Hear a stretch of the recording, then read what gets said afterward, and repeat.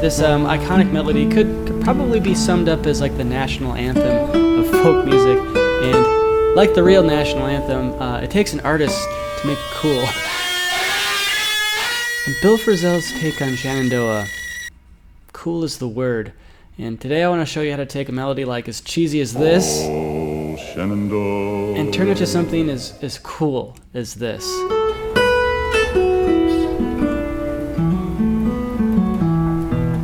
Bill Frisell actually credits Johnny Smith as his main inspiration for Shenandoah on Good Dog, Happy Man. But now he actually has a lot of recorded versions of this song. There's a great studio album version from East West. There's actually a few other folk songs on that record as well. One of my personal favorites is from the album Solos, and that album's got a really great example of his ability to use loopers and do more experimental stuff.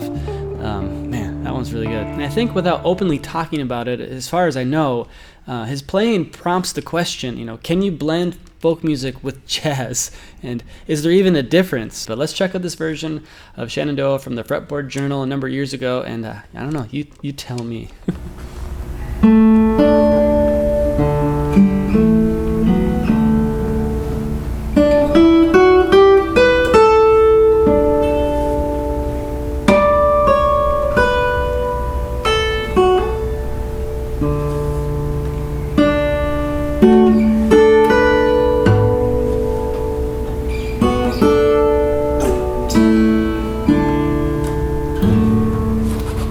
We'll stop it there quick. So something to keep in mind as we're working on this is he's playing this with real free time. And I just kind of wrote on my tablature here that played freely. So there's just a lot of sparse space in this, and it's what he does within all that space that's so interesting. So he starts with this really cool, just simple introduction,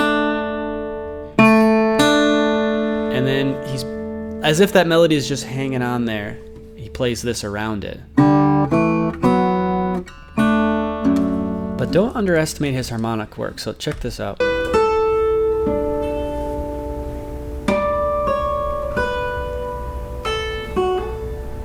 Okay, so right there, we've got this harmonic on the 7th fret of the G string, which isn't random.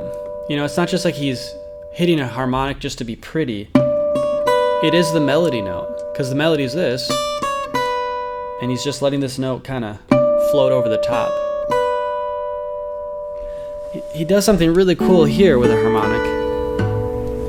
Alright, right there. He hits with his thumb the 7th fret on the E string. Again, not random. He's actually shifting the harmony there. So that note right there is a B. So you're taking what would be a G chord, oh Shenandoah, and you're making it a oh Shenandoah, a B minor. You're implying a B minor. It's kind of like a banjo player, really. A lot of implied chords. I do realize if you don't play banjo that means nothing to you, but for all my banjo buds out there, I see you.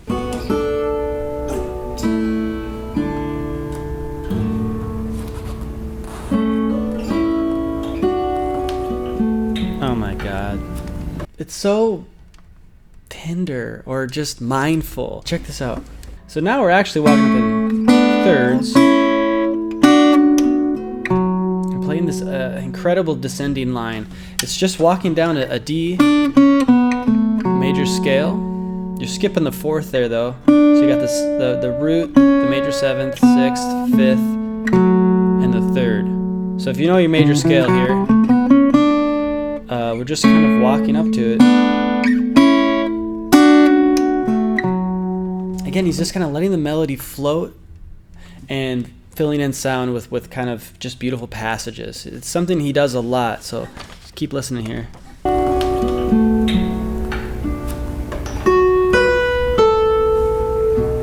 There again, just filling out the space.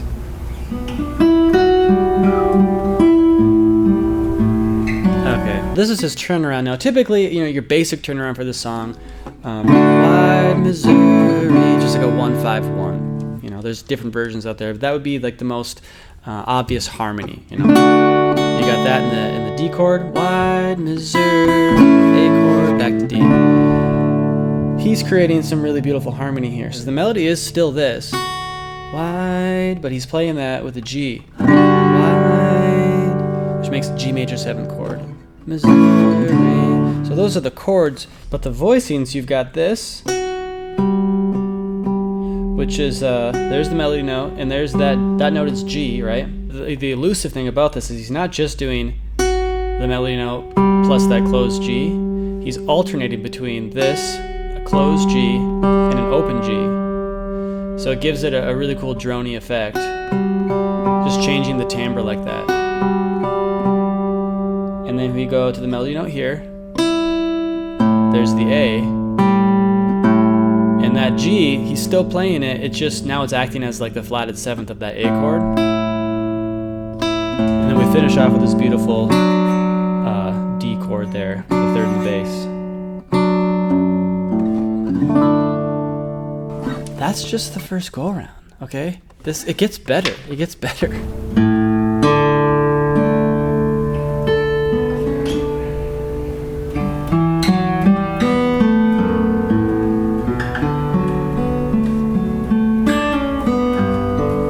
So now the melody is just an octave low, and he's doing the same kind of thing where he's kind of playing the melody and then letting the melody hang and just playing some kind of beautiful chordal things on top. And my favorite thing about this part is this chord.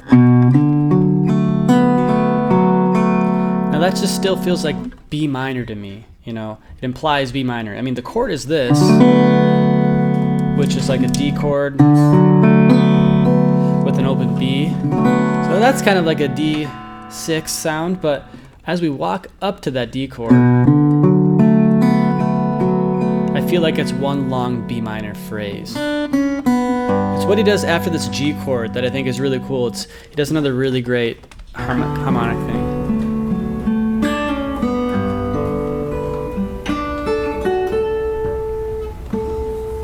Okay, right there. Watch this.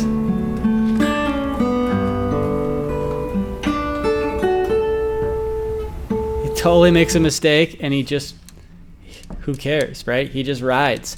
And the harmonic, again, he makes a mistake and makes sure he does it because he's just a mindful player. He's not just randomly hitting a harmonic, because when he goes for that harmonic, that he kind of misses at first, he really wants to land it because it's the same note as that. And if he hits it as a harmonic, it gives him time to switch back to where he wants to be on the fingerboard. Because he's got to get all the way back to the 2nd fret here, right? And if you know what you're doing with harmonics, you can use that to your advantage, you know?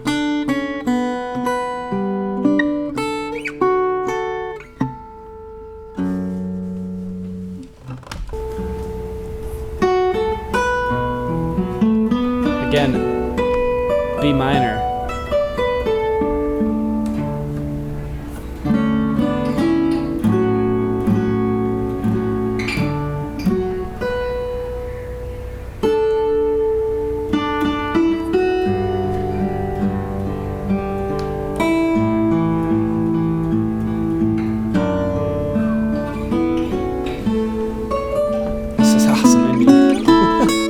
I mean, you gotta remember these licks. And what if you were doing some Mississippi John Hurt tune?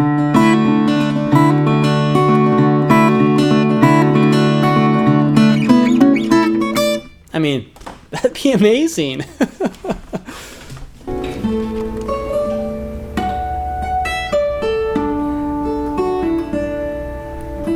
we're on the 3rd go here. He's really just doing the same thing. And he's just harmonizing it now again. In 4ths. It's very simple. He's just taking that same shape. It's a static shape. And then yeah. These are the most beautiful 3 chords, I think, in the entire song. So you've got this. Right?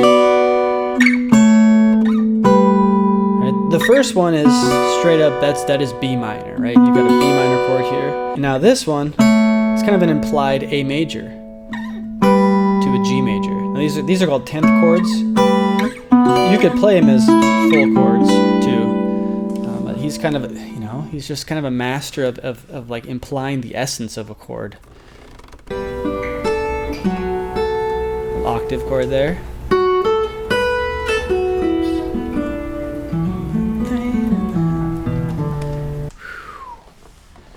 So good. What is that? How do you do that?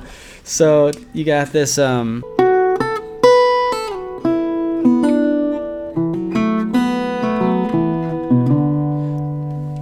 so it's kind of a motif, right? He's taking that same melody and he's playing it an octave lower. Now, he has some really cool ideas that I feel like just make me think he's really just reacting to the moment. And one of them is just this weird shift. Like, I wouldn't compose something with that fingering. And then another really cool thing is he makes use of that open B string instead of hammering on. I feel like that would be the obvious. But just reacting to the moment. I'm not here to argue whether it's composed or not, but I just think whatever it is, it makes me feel like he's just responding to the moment and to the line.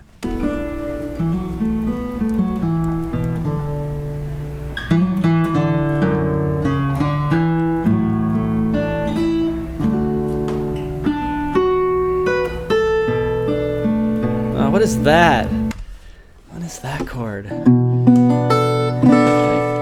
That's crazy. Where he puts that is where it matters, right? The chord is one thing. It's just where he puts it. It's so beautiful. Same ending, 4/5. Nice.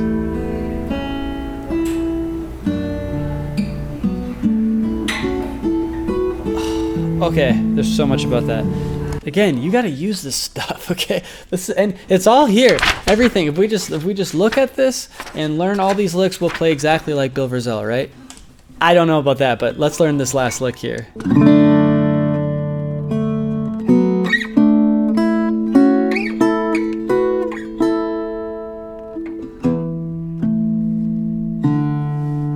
All right, so do you recognize something in that?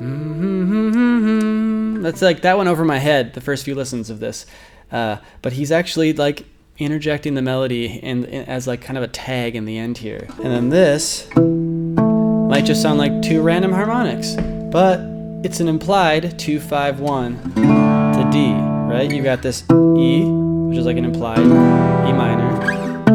You got a 5, which is like an implied A, and D. But he doesn't give you all that information, so it doesn't sound too cheesy, right? It just sounds open, and it lets your ear be imaginative, right? And then he ends on the 3rd. Last note, F sharp. It's like a boss move. Anyway, a little different lesson today. Let me know if you like some of the more of these innovator lessons. I've got a lot of lessons on some of the originators of the folk guitar, but I am very interested. I really like kind of like the innovation part of it. So if you have any suggestions, leave them in the comments. Otherwise, stick around for what's coming up next, and we'll see you there.